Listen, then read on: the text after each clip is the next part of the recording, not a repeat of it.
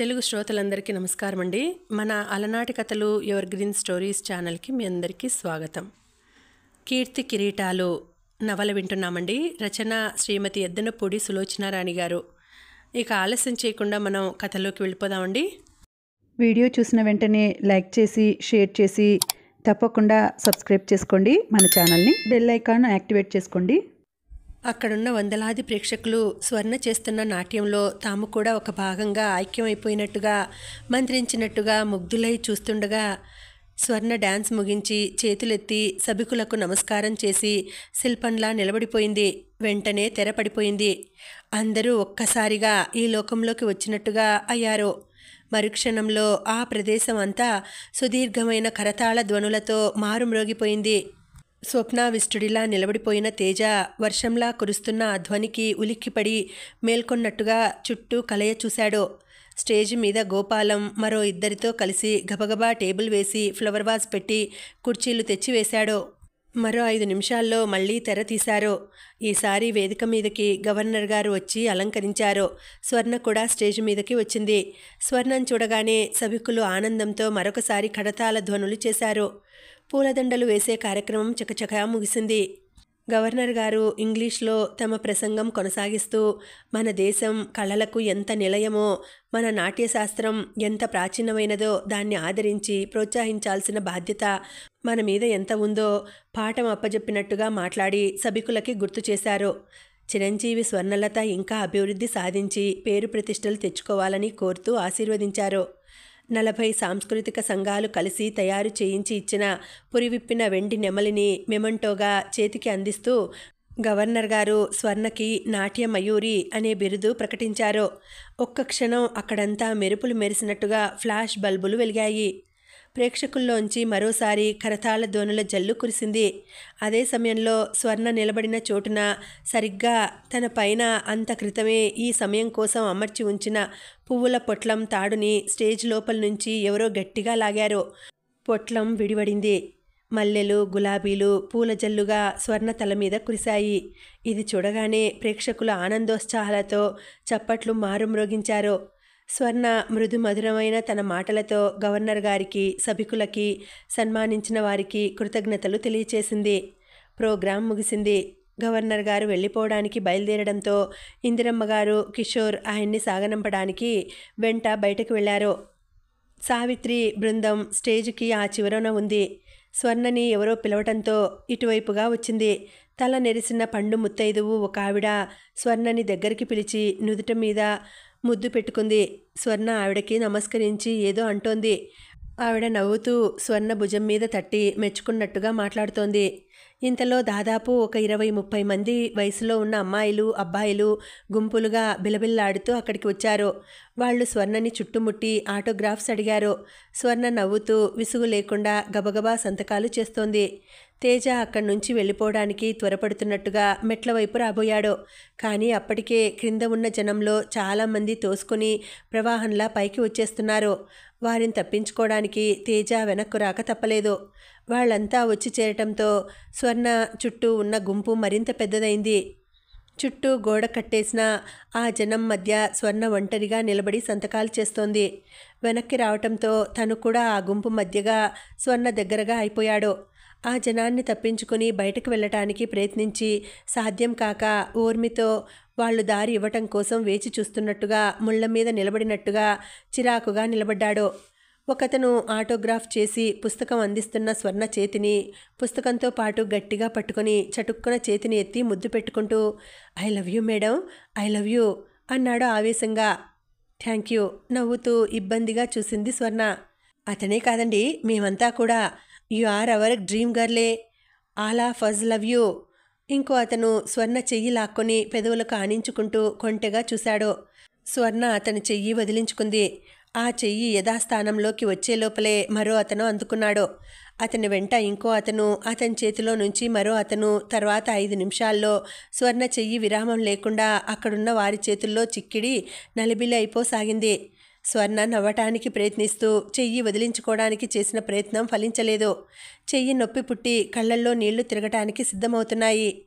Governor గారిని పంపి కిషోర్, ఇందిరమ్మ, గోపాలం తిరిగి స్టేజ్ వైపు గబగబా వస్తున్నారు.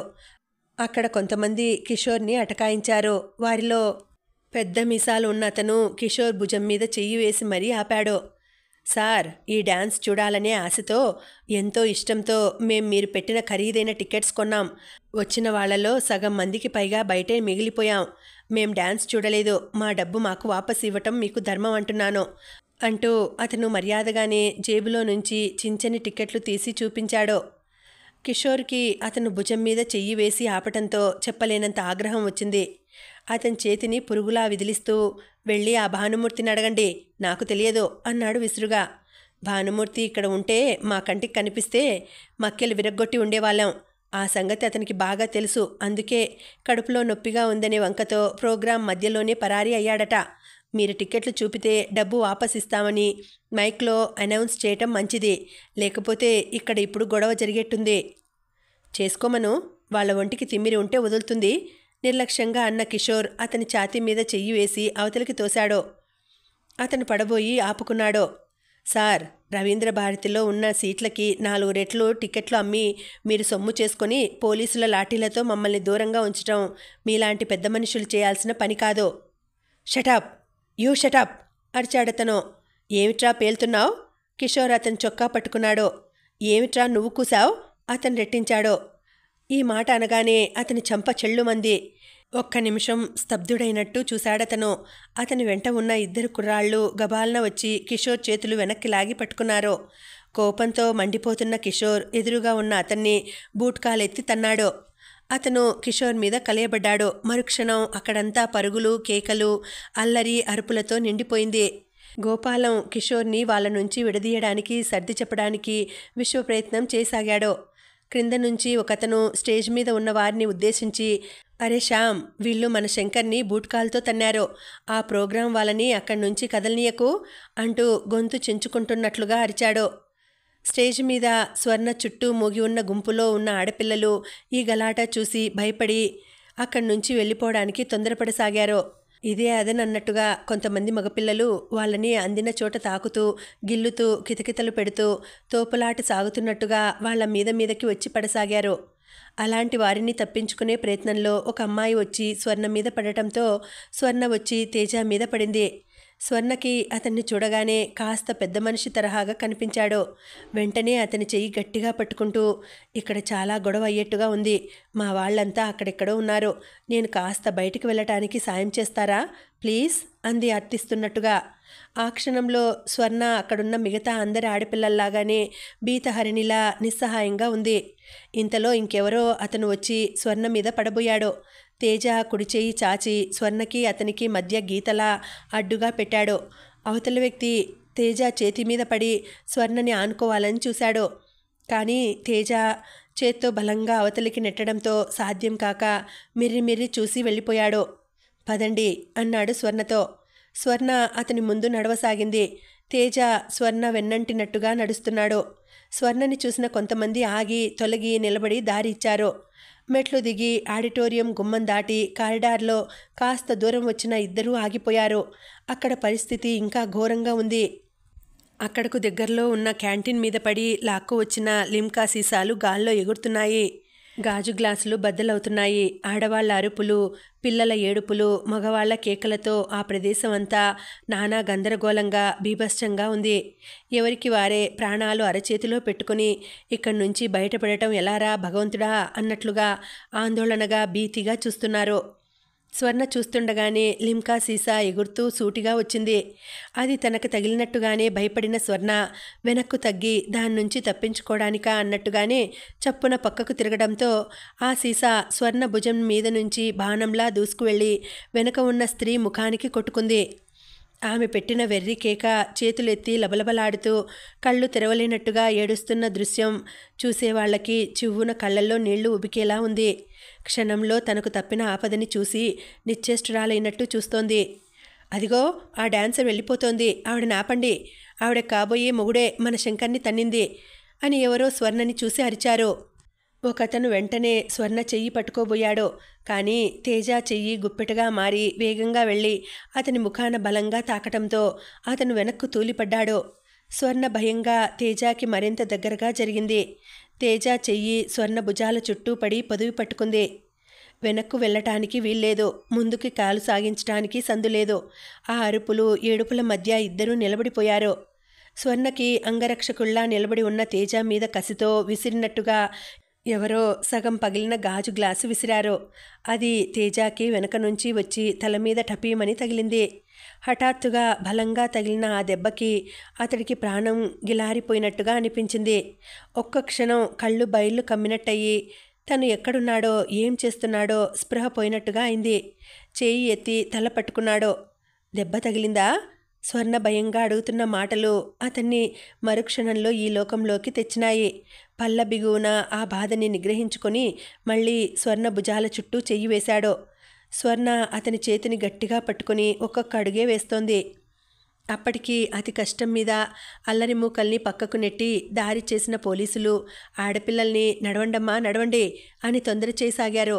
స్వర్ణ తేజ చెయ్యి గట్టిగా పట్టుకునే ఉంది. ఇద్దరూ ఎలాగైతేనేం ఒక జీవితకాలం భరించినట్టుగా ఉన్న ఆ ప్రమాదం నుంచి, బీభత్సం నుంచి ఆ కారిడార్ని దాటి ముఖద్వారం చేరుకుని బయటకు వచ్చారు. స్వర్ణ గట్టిగా ఊపిరి పీల్చుకుంటూ తేజ చేతిని వదిలింది. స్వర్ణం చూడగానే అక్కడ గుంపుని చెల్లాచెదురు చేస్తున్న ఒక పోలీస్ అధికారి మీరిలా రండమ్మా అంటూ చెయ్యి అందుకున్నాడు. స్వర్ణ గబగబా అతనితో వెళ్ళింది. ఎదురుగా మెట్లు దిగువన పోలీస్ కారు ఒకటి నిలబడి ఉంది. స్వర్ణని చప్పున అందులో ఎక్కించి తలుపులు వేసేశాడతను. కారు కదిలింది. స్వర్ణ వెనక్కు తిరిగి చూసింది.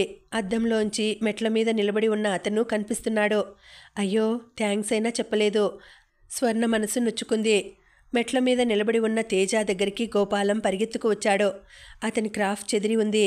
షర్టు చిరిగి వేలాడుతోంది. తేజ, స్వర్ణ ఎక్కడా? ఆయాసంతో అరుస్తూ ఒగరుస్తూ అడిగాడు. అదిగో ఆ కారులో వెళ్ళింది. గేటు దాటుతున్న పోలీస్ కారు చూపించాడు. వెళ్ళింది కదా, అమ్మయ్యా, ఈరోజు స్వర్ణకి చాలా ప్రమాదం తప్పింది. బాపురే, ఏమిట్రా ఆ రక్తమంతా? దెబ్బ తగిలిందా? గోపాలం కళ్ళు పత్తికాయల్లా చేసి తేజ షర్టు వైపు చూశాడు. తేజ అప్పుడు కానీ గమనించలేదు. ఛాతీ మీద షర్టు అంతా రక్తంతో తడిసి ఉంది. అతను తల వెనుక తడుముకుంటున్నాడు. కుడి చేతి వైపు తలలో వెనుకగా గాయమైంది. జుట్టంతా తడితడిగా ఉంది. కుడి చెవి క్రింద నుంచి మెడ మీద రక్తం ధార కడుతోంది.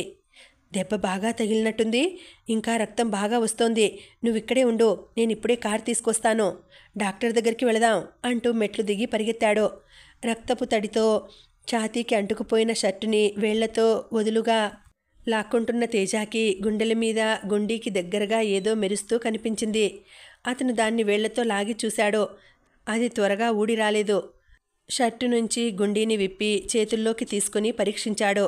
ముత్యాల జూక, స్వర్ణది కాబోలు, గుండీకి చిక్కుబడినట్టుంది. తేజ షర్టు గుండీ నుండి దాన్ని విడదీసి మళ్ళీ గుండీ పెట్టుకున్నాడు. గోపాలం కారు తీసుకువచ్చి ఆపి రమ్మని చెయ్యి ఊపాడు. తేజ వచ్చి కారులో కూర్చున్నాడు. చాలాసేపటి నుంచి రక్తం పోతూ ఉండటం వల్లనో ఏమో అతని తల దిమ్ముగా ఉంది. అలస్టగా వెనక్కి ఆనుకుంటూ కూర్చున్న అతను జూకా ఉన్న అరచేతిని గోపాలం వైపు చూపాడు. ఏమిటది? ఎక్కడిది? జూకా చూస్తూ గోపాలం అడిగాడు. మీ స్వర్ణది, నా గుండీకి చిక్కడినట్టుంది, ఆవిడకిచ్చేయి, కళ్ళు మూసుకుంటూ అన్నాడు తేజ. అతని మనసు తుఫానులో చిక్కుకున్న ఓడలా ఉంది. గదిలో ఉన్న టెలిఫోన్ మోగుతోంది. తెల్లటి సాటిన్ రిబ్బన్తో జుట్టు కట్టుకొని అద్దం ముందు నిలబడి మెడ మీద ముఖానికి పౌడర్ అద్దుకుంటున్న స్వర్ణ ఒక్క క్షణం చేస్తున్న పని ఆపి చిరాకుగా ఫోన్ వైపు చూసింది. స్వర్ణ ఆశించినట్టుగా అది కొద్దిసేపు మోగి ఎవ్వరూ తన గొడవ పట్టించుకోవడం లేదన్నట్టుగా ఆగిపోలేదు. మీరెంత ముఖ్యమైన పనిలో ఉన్నా సరే ముందు అర్జెంటుగా నా దగ్గరికి రండి అని గోల పెడుతున్నట్టుగా ఆగకుండా గణగణలాడుతూనే ఉంది. స్వర్ణ వెళ్ళి ఫోన్ తీసింది. హలో, ముఖంలో విసుగు కంఠంలో ప్రతిధ్వనించనీయకుండా జాగ్రత్త పడుతూ అంది. అవతల నుంచి బదులు పలికిన కంఠం వినగానే స్వర్ణ ముఖంలో చిరాకు మాయమై ఆనందంతో ప్రఫుల్లమైంది. హలో ఆంటీ, నువ్వా? నయమే సుమా, నేనసలు ఫోన్ తీయకూడదని అనుకున్నాను. ఎందుకా? అబ్బబ్బా, పొద్దుటి నుంచి ఒకటే ఫోన్ కాల్స్, ఊపిరి ఆడనీయటం లేదు. జవాబు చెప్పలేక చచ్చిపోతున్నాననుకో. నిజమే ఆంటీ, అదంతా వాళ్ళ అభిమానంతో కలిగిన ఆతురతే. నేను కాదనటం లేదు, కానీ ఒక్కసారి నా సంగతి కూడా ఆలోచించు. రాత్రంతా నిద్రలేదు.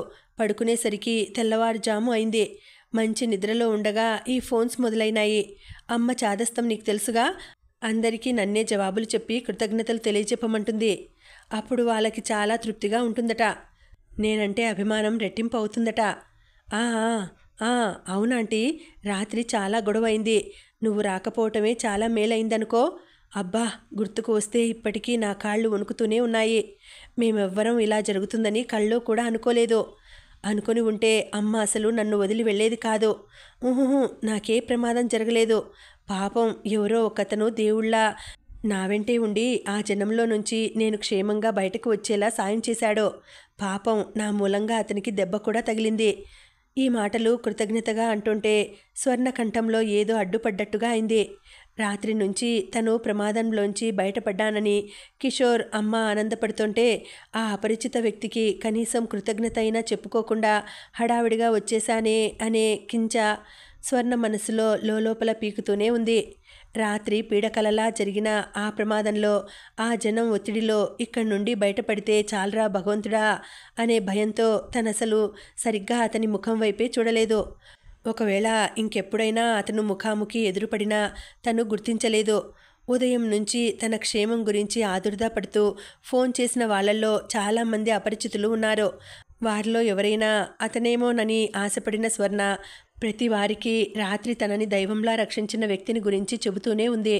కానీ వారిలో ఏ ఒక్కరూ ఆ వ్యక్తిని నేనేనని అనలేదు. స్వర్ణ తన అలంకరణ విషయం, రిపోర్టర్స్ వస్తున్నారు, వారితో నువ్వు మాట్లాడాలి, త్వరగా తయారై కిందికిరా అని కిషోర్ చేసిన హెచ్చరిక ఆ రెండూ పూర్తిగా మర్చిపోయిన దానిలా అక్కడున్న స్టూలు ఒకటి కాలుతో దగ్గరకు లాక్కొని దానిమీద కూర్చుని తీరికగా రాత్రి రవీంద్ర భారతిలో గొడవ ప్రారంభమైనప్పటి నుంచి తను మళ్ళీ బయటకు వచ్చి పోలీస్ వ్యాన్లో కూర్చునే వరకు జరిగినదంతా రాజ్యలక్ష్మికి కళ్లకు కనిపించేట్టుగా వర్ణించి చెప్పసాగింది. అసలు సంగతి ఏమిటో తెలుసా ఆంటీ? మధ్యలో కంఠం తగ్గించి రహస్యం చెబుతున్నట్టుగా అంది. ఇదంతా ఆ మూర్తిగారు చేసిన పనట. అమ్మకి పోటీగా ఎలక్షన్స్లో నిలబడుతున్న ఆ రంగరాజు లేడు, ఆయన వాడికి ఒత్తాసుట. రాత్రి పోలీసులు కొంతమంది గూండాలను అరెస్ట్ చేశారు. వాళ్ళని తన్నితే ఈ నిజం చెప్పారట. కిషోర్ ఆ రంగరాజుకి బుద్ధి చెప్పందే నిద్రపోనని అంటున్నాడు. ఈ తగాదా ఎంతవరకు వెళ్తుందో ఆ దేవునికే తెలియాలి. మరి నాకు మాత్రం రాత్రి సంఘటన గుర్తుకు వస్తే జీవితంలో పెద్ద ఆపద నుంచి తప్పించుకొని క్షేమంగా బయటపడినట్టుగా అనిపిస్తోంది. స్వర్ణ చెబుతుండగా ఇంతలో గదిలోకి గోపాలం వచ్చాడు. స్వర్ణ ఫోన్లో మాట్లాడుతూనే అవతలి వైపు తల తిప్పింది. క్రింద రిపోర్టర్స్ వెయిట్ చేస్తున్నారు. కిషోర్ గారు మిమ్మల్ని త్వరగా రమ్మంటున్నారు అన్నాడు. వస్తున్నా అన్నట్టుగా చేత్తో సౌజ్ఞ చేసింది. గోపాలం తిరిగి వెళ్ళిపోతున్న వాడల్లా గుమ్మం దగ్గర ఏదో గుర్తుకు వచ్చినట్టుగా ఆగి జేబులు తడుముకొని వెనక్కి తిరిగి వచ్చాడు. స్వర్ణ ఫోన్లో మాట్లాడుతూ అంటోంది, ఆంటీ, మీరంతా చూపిస్తున్న ఈ అభిమానం చూస్తుంటే ఈ క్షణంలో నాకు చచ్చిపోవాలని అనిపిస్తుంది. నిజం ఆంటీ, ఇంతమంది మనుషుల్లో ఇంత ఆత్మీయత సంపాదించుకోవడం కంటే అదృష్టం ఇంకేముంటుంది? అవతల నుంచి ఆవిడ మందలింపుగా పెట్టిన చీవాట్లు విని స్వర్ణ కిలకిలా నవ్వింది. సరే ఆంటీ, సరే, నీకలాంటి మాటలు వినటం అంత కష్టమైతే ఇంకెప్పుడు అనను, ప్రామిస్ అంటున్నానుగా. నీ దగ్గరికి రావటమా? స్వర్ణ తలెత్తి గోడకున్న గడియారం చూసింది. ఇప్పుడు 10 అయిపోతుంది. క్రింద రిపోర్టర్స్ వెయిట్ చేస్తున్నారు. అంటే 12 గంటలకి అమ్మ క్లబ్లో నిన్న నాకు సన్మానం చేసిన సాంస్కృతిక సంఘాల కార్యదర్శులందరికీ లంచ్ ఇస్తోంది. చూస్తాను, సాయంత్రం లోపల ఏదో ఒక టైం చూసుకుని తప్పకుండా నీ దగ్గరకు వస్తాను. ప్రామిస్, సరేనా అని వాగ్దానం చేసి ఫోన్ పెట్టేసింది. ఆ క్షణంలో స్వర్ణ ముఖం ఆనందంతో గర్వంతో తృప్తిగా వెలిగిపోతున్నట్టుగా ఉంది. తను ఎంత అదృష్టవంతురాలు, అందరికీ తనంటే ఎంత అభిమానం. తనకి కాస్త ప్రమాదం జరిగిందని తెలిసేసరికి కంగారు పడుతున్నారు. తన క్షేమం గురించి తెలుసుకోవాలని ఆరాటపడుతున్నారు. అందరూ తన మీద వర్షంలా కురిపిస్తున్న ఈ వాత్సల్యం, అభిమానం చూసి స్వర్ణ మనసు ఆర్ద్రమవుతోంది. స్వర్ణ కళ్ళు అప్రయత్నంగా టెలిఫోన్ పక్కనే ఉన్న ఫ్లవర్ వేజ్ మీద నిలిచినాయి. చేతి పనితనంతో అందంగా ఉన్న ఫ్లవర్ వేజ్ నిండా విరబూసిన ఎర్ర గులాబీలు నిండుగా గుత్తిగా బంధించబడి ఉన్నాయి. చేయి చాచి వేళ్ల కొనలతో మృదువుగా అతి సున్నితంగా ఉన్న వాటి రేకులను తాకి నిమిరింది. కిషోర్ ఉదయం వచ్చి నిద్రపోతున్న తనని చేతులు పట్టి లాగి లేవదీసి కూర్చోపెట్టి ఈ పూలగుత్తి చేతుల్లో పెట్టాడు. స్వర్ణ, ఈరోజు మనిద్దరి జీవితాల్లో అతి ముఖ్యమైన రోజు అన్నాడు. ఎందుకట? ఏమిటి విశేషం? అంది నిద్రమత్తుగా చూస్తూ. నువ్వు లేచి త్వరగా తయారై రా, చెబుతాను అంటూనే రెక్కపట్టి లేవదీసి లాక్కెళ్ళి బాత్రూం వైపు తోశాడు. చూడు, 10 నిమిషాలే నీకు టైం. నేనింకా కాఫీ కూడా తాగలేదు. దేవిగారి కోసం ఎదురు చూస్తున్నాను. నా సహనం కాఫీ తాగకముందు పరీక్ష చేయవద్దని మనవి. నేను బలహీనుడిని, దేనికోసం వేచి చూడలేని మామూలు మనిషిని అంటూ హెచ్చరించాడు. కిషోర్ మాటలు గుర్తురాగా నవ్వు ముఖంతో డ్రెస్సింగ్ టేబుల్ వైపు వస్తుండగా గోపాలం వెనక నుంచి పిలిచాడు. స్వర్ణ, రాత్రి మీ చెవి జూకా పోయింది కదూ అన్నాడు. స్వర్ణ ఆగి అతని వైపు చూసింది. అవును, ఏం అంది. రాత్రి ఇంటికి రాగానే నగలు తీసేటప్పుడు స్వర్ణ చెవి జూకా పోయినట్టుగా తెలుసుకుంది. తల్లికి వెంటనే చెప్పేసింది కూడా. పోన్లే, పోతే పోయిందిలే వెధవ జూకా, నీకు దిష్టి తీసి గిరాటు కొట్టాననుకుంటాను అంది ఇందిరమ్మగారు. కానీ మమ్మీ, అది ఆంటీ ఇచ్చిన జూకా. స్వర్ణ నసిగింది. రాజ్యలక్ష్మి స్వర్ణ బర్త్డేకి తన నగల్లోంచి ఆ జూకాలు తీసి బహుమతిగా ఇచ్చింది. అవి ఆవిడ ఇవ్వటమే కాకుండా చాలా బాగుండడంతో స్వర్ణ మనసులో పీకుతూనే ఉంది. గోపాలం చేతిలో నుంచి తీసి పట్టుకున్న పొట్లం తెరిచి దానిలో ఉన్న ముత్యాల జూకాని తీసి అక్కడున్న టెలిఫోన్ పక్కగా పెట్టాడు. రాత్రి ఆ జనంలో నుంచి మిమ్మల్ని బయటికి తీసుకువచ్చింది ఎవరో కాదు, నా స్నేహితుడే. వాడి గుండీకి ఇది పట్టుకుంది, మీకివ్వమని ఇచ్చాడు. స్వర్ణ సంభ్రమంగా చూసింది. ఆ ముఖంలో ఆశ్చర్యం, ఆతురత తొంగి చూశాయి. ఏమిటి, అతను మీ స్నేహితుడా అంది. అవును, అసలు నిన్నవాడు ఊరు వెళ్ళిపోవాల్సింది. మీ ప్రోగ్రాం చూడమని మేం బలవంతంగా ఆపాం. సావిత్రి మరీ గొడవ చేసి పట్టుపట్టడంతో కాదనలేకపోయాడు. అతను మీ ఫ్రెండా? స్వర్ణ ఆశ్చర్యంగా అంటూ ముత్యాల జూకాని చేతిలోకి తీసుకుంది. ఆ క్షణంలో స్వర్ణకి 2 విధాలుగా పట్టరాని ఆనందంగా అనిపించింది. ఒకటి, అతనెవరో తెలిసింది. రెండోది, తనకెంతో అపురూపమైన ముత్యాల జూకా పోయిందనుకున్నది దొరికింది. మీ ఫ్రెండ్కి నా డబుల్ థ్యాంక్స్ అని చెప్పండి. ఉన్నాడా ఊళ్ళో? వెళ్ళిపోయాడా? ఉన్నాడు. రాత్రి ఆ గొడవలో పడి తలకి దెబ్బ తగిలింది. ప్రొద్దుట కొద్దిగా జ్వరం కూడా వచ్చింది. వాడు వెళ్ళిపోతానన్నాడు, కానీ మేమే కదలనీయలేదు. అవును కదూ. స్వర్ణ కళ్ళ ముందు హఠాత్తుగా రక్తంతో తడిసిన షర్టుతో మెట్ల మీద నిలబడిపోయిన అతని మూర్తి మెదిలింది. దెబ్బ బాగా తగిలిందా? డాక్టర్కి చూపించారా? లేకపోతే నేను మా డాక్టర్ని పంపించనా? గబగబా ఫోన్ వైపు వెళ్ళబోయింది. గోపాలం వారించాడు. రాత్రి నాకు తెలిసిన డాక్టర్ దగ్గరకు వెళ్ళి కట్టు కట్టించాను, పర్వాలేదు. క్రింద వాళ్ళంతా మీకోసం వెయిట్ చేస్తున్నారు, మీరు త్వరగా రండి. ఇప్పుడే ఒక్క క్షణంలో వచ్చేస్తున్నానని చెప్పండి. నేను సాయంత్రం మా ఆంటీ దగ్గరకు ఏదో ఒక వేళలో తప్పకుండా వస్తానని చెప్పాను. ఆవిడ దగ్గరకు వెళ్ళేటప్పుడు మీ ఇంటికి వస్తానన్నానని సావిత్రికి చెప్పండి. సావిత్రితో నేను ఒక మంచి వార్త వినిపించడానికి వస్తున్నానని, నాకు స్వీట్స్ రెడీగా ఉంచమన్నానని కూడా చెప్పండి అంది. గోపాలం తల ఊపాడు. అతను గదిలో నుంచి వెళ్ళిపోతుండగా ఇందిరమ్మగారు లోపలికి వచ్చింది.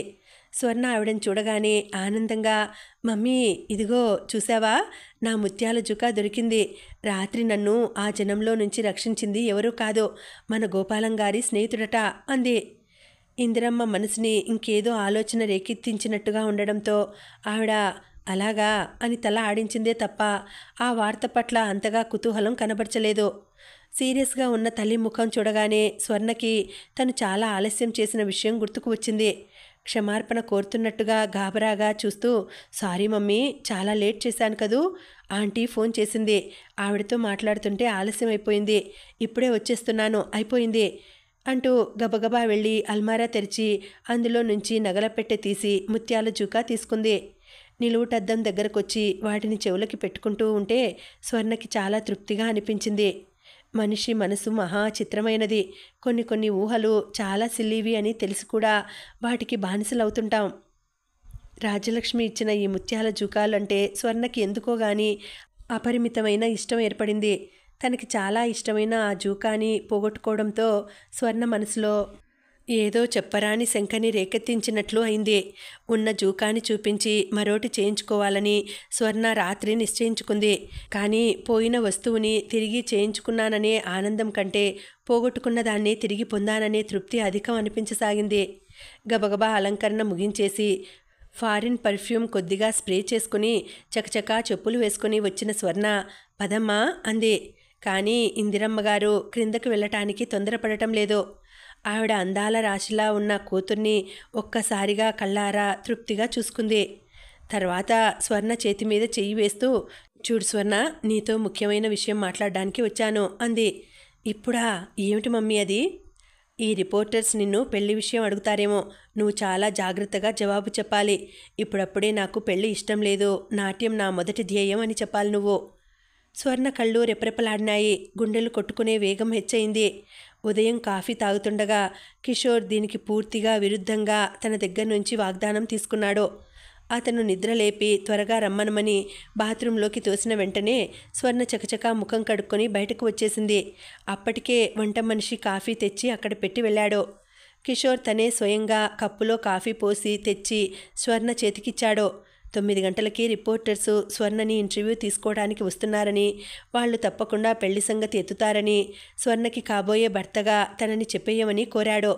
స్వర్ణ బుగ్గల్లో గులాబీలు పూసినట్టయింది. అమ్మకి చెప్పొద్దు అంది. కానీ కిషోర్ అంగీకరించలేదు. ఇందిరమ్మని ఆశ్చర్యపరుద్దామని అన్నాడు. ఇది ఆవిడ ఊహించని విషయం ఏమీ కాదని ప్రోత్సహిస్తుందే తప్ప నిరాకరించదని అన్నాడు. స్వర్ణ ఈరోజు హఠాత్తుగా ఈ అభీష్టం తెలిపితే ఈ వార్త అందరికీ కుతూహలంగా ఉంటుంది. మనం చేసే ఏ పని అయినా ఉత్సాహంగా మెరుపు మెరిసినట్టుగా, పిడుగు పడినట్టుగా అందరూ ఉలిక్కిపడేలా ఉండాలన్నాడు కిషోర్.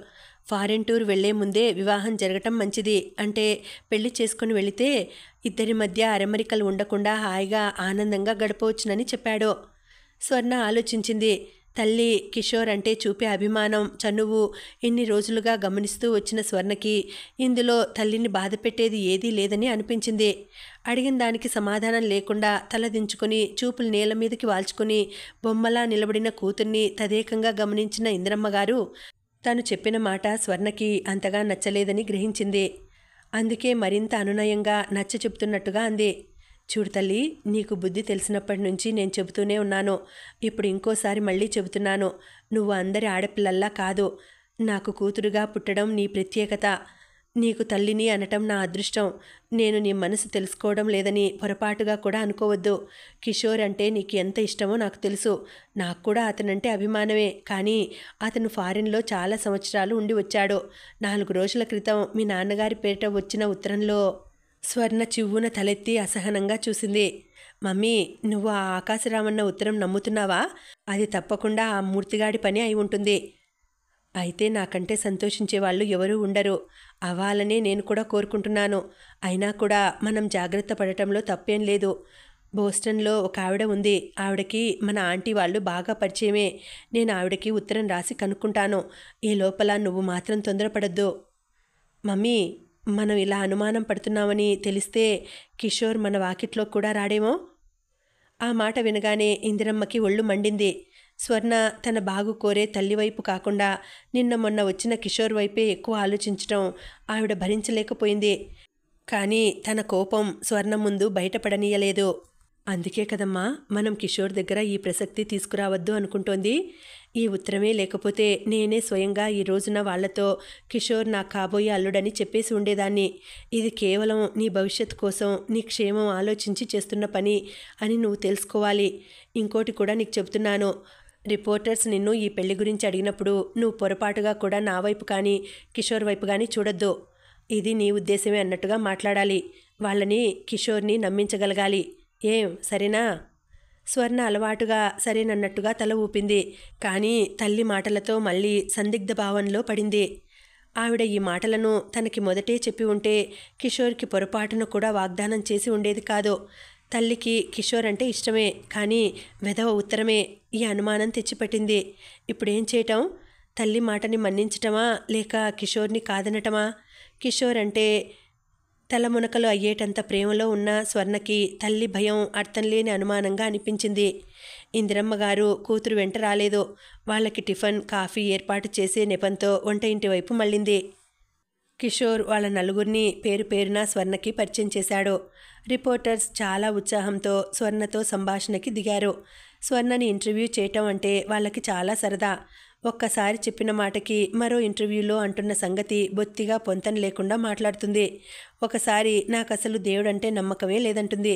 మరోసారి నేను చాలా భక్తిపరురాల్ని, ఉదయం లేవగానే దేవుడికి నమస్కరించందే ఉండలేనని అంటుంది.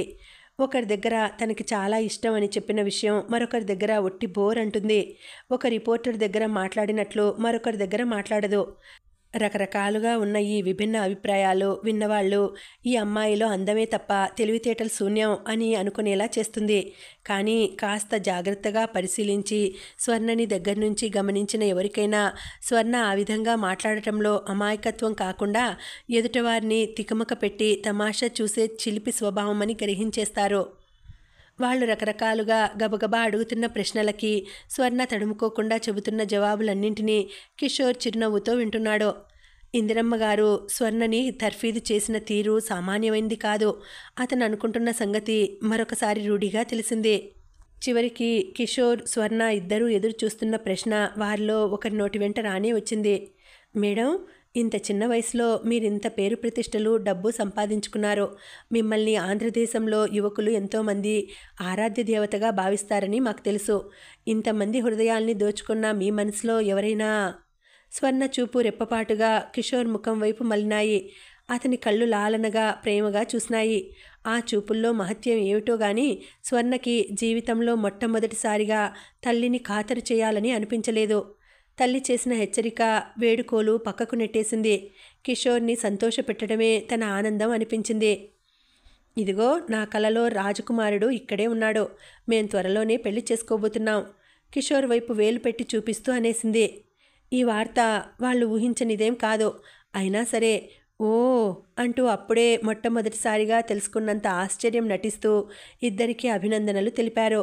స్వర్ణని, కిషోర్ని పక్కపక్కన నిలబడమని గబగబా ఫోటోలు తీయసాగారు. ఇందిరమ్మ గారు అక్కడికి వచ్చింది.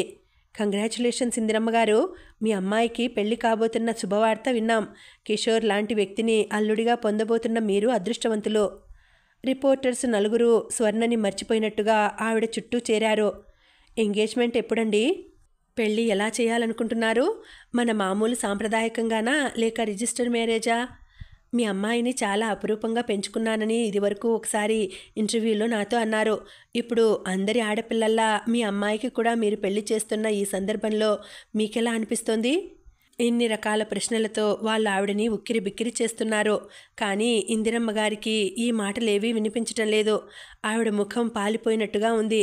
ఆవిడ రెప్ప వాల్చకుండా స్వర్ణ వైపే చూస్తోంది. స్వర్ణ ముఖంలో తల్లి చూపుల్ని ఎదుర్కోలేనట్టుగా కంగారు, తొట్టుపాటు కనిపించింది. ఇది చూసిన కిషోర్ చప్పున తను కల్పించుకుంటూ, నా మాట ఒకటి వినండి. ఇప్పటి వరకు ఈ విషయం నాకు కూడా తెలియదు. ఇది పూర్తిగా స్వర్ణ అభీష్టం అంటూ కంగారు నటించాడు. చాలా అన్యాయం సార్. మీ మనసులో మాట తెలుసుకోకుండానే స్వర్ణ ఆ మాట చెప్పారంటారా? అఫ్కోర్స్ అనను, కానీ మా వివాహం ఇందిరమ్మ గారు సరేనంటేనే గాని జరగదు. భలేవారే, స్వర్ణలత తల్లికి తెలియకుండా ఆవిడ ఇష్టానికి వ్యతిరేకంగా ఏ పని చేయదని మాకు బాగా తెలుసు. అయినా ఆ అనుమానం కూడా ఎందుకు? ఆవిడనే అడుగుదాం. ఏమండి ఇందిరమ్మ గారు, ఈ పెళ్ళి మీ ఇష్టంతో జరుగుతోందా లేక మీ అమ్మాయి నిర్ణయమా? ఇందిరమ్మ గారు తదేకంగా చిరునవ్వుతో చెక్కు చెదరకుండా నిలబడి ఉన్న కిషోర్ వైపే చూస్తోంది. ఆగ్రహం బిగబట్టుకున్నట్లుగా ఆవిడ ఉచ్ఛ్వాస నిశ్వాసాలు వేగమైనాయి. కిషోర్ తెలివిగా స్వర్ణని లోబర్చుకున్నాడు. అతి తెలివిగా తనని మాట్లాడలేని ఇరుకున పెట్టేశాడు. అయినా సరే ఆవిడ ఆవేశపడలేదు. లోకజ్ఞానం అంతా కూడదీసుకున్నట్టుగా తమాయించుకొని నిలబడింది. బలవంతంగా చిరునవ్వు తెచ్చుకుంటూ, మా స్వర్ణ సంతోషమే నాకు ముఖ్యం. పెళ్లి విషయంలో నిర్ణయం దానికే వదిలేశాను అంది. వెరీ గుడ్, చాలా మంచి పని చేశారు. అందరూ మరోసారి ఆవిడని అభినందించసాగారు. ఆవిడ వాళ్ళని వారిస్తూ ఖచ్చితంగా చెబుతున్నట్టుగా, కానీ ఒక్క విషయం, మా స్వర్ణ త్వరలో ఫారెన్ టూర్ వెళ్ళబోతోంది. పెళ్ళి ఈ లోపల మాత్రం జరగదు. స్వర్ణ తిరిగి రాగానే నేనే మీ అందరినీ పిలిచి చెబుతాను. దయ ఉంచి మీరు మాత్రం ఈ లోపల ఈ వార్తకి ప్రాముఖ్యం ఇచ్చి ప్రచురించవద్దు ప్లీజ్ అంది. అలాగేనండి, తప్పకుండా అన్నారు వాళ్ళంతా. స్వర్ణ, కిషోర్ ముఖాలు చూసుకున్నారు. ఇంకా ఉందండి, కథ కొనసాగుతుంది. మళ్ళీ వచ్చే వీడియోలో తర్వాతి భాగం వినేద్దామండి. అంతవరకు సెలవు. నమస్తే.